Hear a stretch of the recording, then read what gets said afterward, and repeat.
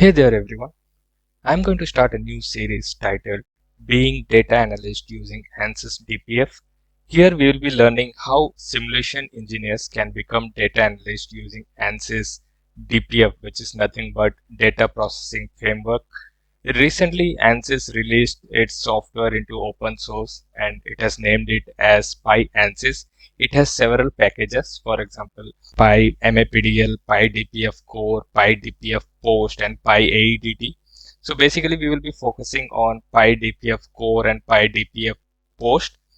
PyDPF Core gives you the capability to read and transform your simulation results using something called as operators, and PyDPF Post is a kind of child of core which helps you to extract various finite element simulation results. So let's understand what DPF is.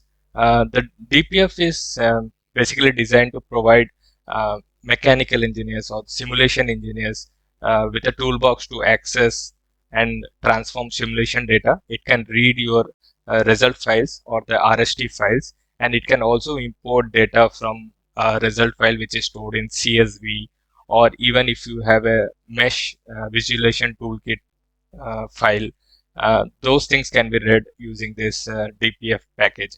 Today we'll be focusing on the introduction part where I will show you what are its capabilities in a short video. So first one is Ansys DPF Core. It is a module. You can do a pip install and then let's see what it can do. So right now I have imported the Ansys DPF Core and the result file is located in my path. And once I convert that result path into a data source for this DPF module, it becomes a data source, and then I will convert that data source as an input for my model. So model is everything of everything that contains all the data. So model itself contains the data source. It contains let me just show you this. So when I print model, you see this model contains all the result info. So first it says, so I have only imported RST file, but still it can read everything.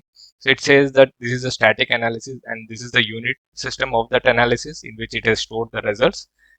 Then it says what is the physics type and what are the available results. So first one is displacement and it is of type nodal. Similarly for reaction force and similar for stress, which is elemental nodal. So you will be plotting it based on elemental stress or nodal stress. So you will be converting using an operator. Similarly, all these are the available results in this data source. It also contains meshed data. So it says how many nodes, what are the elements, what are the unit of that mesh. For example, if I talk about the coordinate system of a node, what are the coordinates in terms of or millimeters. And then it says that it has all solid elements. It can also be a beam element or even shell elements. So right now this RST file or the data source has only solid elements. Similarly, it says what is it a time or frequency support. For example, I am doing a dynamic analysis, maybe a model or harmonic, then it will be based on frequencies. And if I'm doing a static analysis with a single time step or a multiple time steps, so right now I have two time step here. It says times 1, 2. Similarly, load step 1 and 2. Let me plot this model. So presently I'm using Jupyter Notebook. So you need to install Anaconda or even Jupyter Notebook is fine, but I would recommend you to install Anaconda, which is free. And then you can also use VS Code. And then once you do model plot, you will see what exactly is the model within this data source. So right now I have a simple bar. And then these are a couple of operators. So right now I'm planning to plot the displacement. So let's see how it goes. So when I print this displacement, it's actually a field container. So I will talk about what is field container, what is operator, what is field, what is results, what is element node in this data source in next video. So right now the field container has two fields.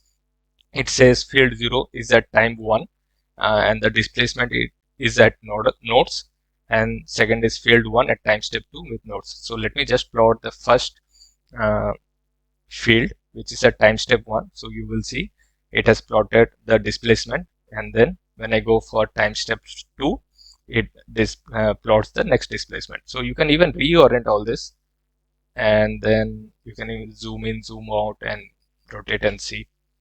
Next is let's talk about stress. So when I plot the stress field container, it says that it has two fields. Similarly, field 0 at time 1 and field 1 at time 2, and it is at elemental nodal. So when you will see uh, when you plot equivalent stress in your Ansys mechanical, so you will see that these elemental node are converted into either elemental or the nodal locations. So at the bottom of those results, you will be converting into some elemental mean or the elemental difference, which I will show you in next video.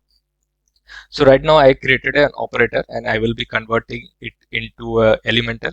So initially when you see this stress location, it is an elemental nodal. When I convert it, it became an elemental, and then when I plot it, you will see this is plot at elemental location. Next, next is the unit. You can also see at what unit this stress is plotted. It is in megapascal. And similarly, you can plot for first time step, second time step. It can have multiple time step, and you can access through various index or the IDs.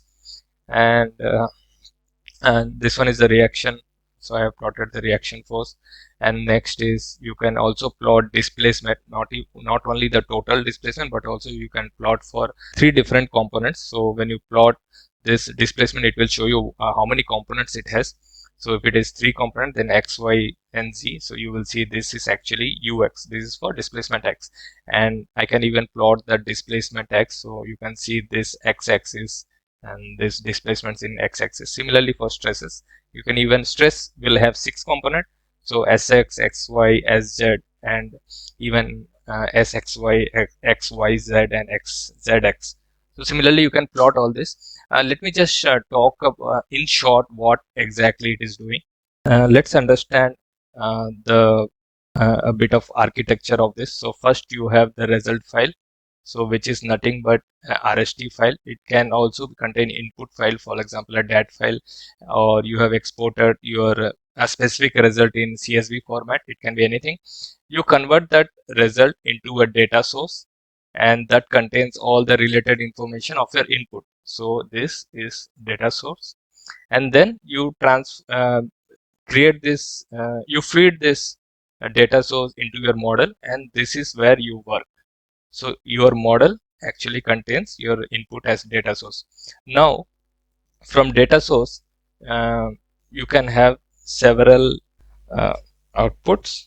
So for example, from data source, you can obtain metadata. It's called metadata. Metadata has several other properties. So similarly, you can also create an operator which you can use it to transform or modify your data, even read data. And next one is you can plot the model, and next is your results. So from results, you again access individual results. So for example, this result can be displacement result, stress result, strain results, or even reaction forces, and all this you can access one by one and see detail into that. Coming to metadata, so you will get how many time steps it is there, or how many frequencies it is it's available, or even you can access the mesh data, or from here also you can access all your result info. So we will see one by one in our next video. I will talk about each independent objects available in our DPF core. That's all, guys. I hope you liked this video. This is basically focusing on mechanical engineers, how they can be a data analyst using this Jupyter notebook and all these result files. So I request you to please subscribe, and that is how we connect, and hit the notification bell icon. Thank you. Have a good day.